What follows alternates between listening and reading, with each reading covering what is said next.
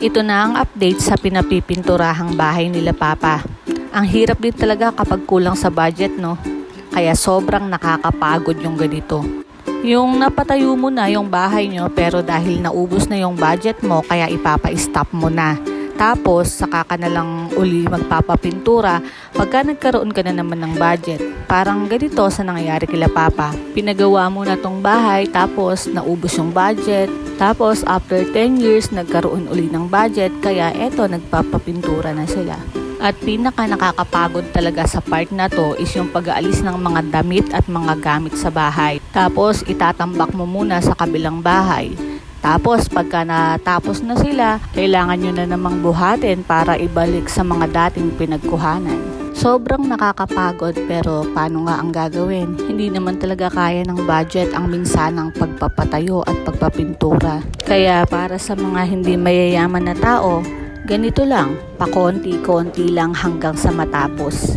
Ang mahal-mahal na nga din ng mga materyales ngayon, kaya hindi din talaga biro ang magpaganda ng bahay. Lalo na kung hindi tuloy-tuloy ang income na pumapasok sa'yo dahil mauubos ka na lang na nakanganga. Sa totoo lang, ala namang income na pumapasok pagka nagpagawa ka ng bahay unless kung gagawin mo itong paupahan. Pag nagpagawa ka ng bahay, puro palabas ang pera dyan. Pero bakit nga ba yung iba nag-i-invest pa din sa bahay?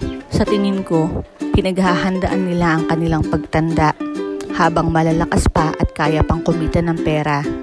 Kasi dadating tayo sa panahon na hihinto na tayo sa pagtatrabaho dahil ubos na yung lakas ng katawan natin. At isang napakahirap na realidad ng buhay ang tumanda ka ng walang sariling bahay. Actually, hindi lang bahay. Ang hirap din tumandang mag-isa. Ang hirap din tumanda pag wala kang anak.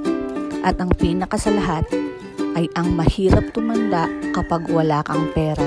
Kaya dapat, habang may panahon pa tayo, paghandaan din natin ang future natin sa pagtanda. At SSS na ang nakikita kong solusyon at makakatulong sa atin.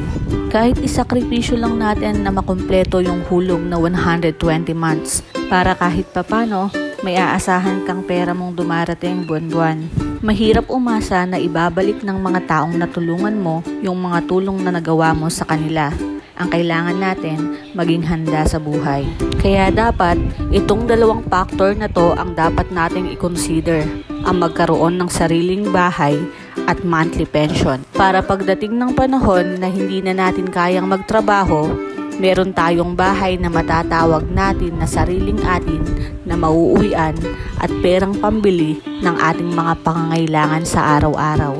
So, eto lang naman for today. Salamat uli sa time. Hanggang sa susunod. Bye for now.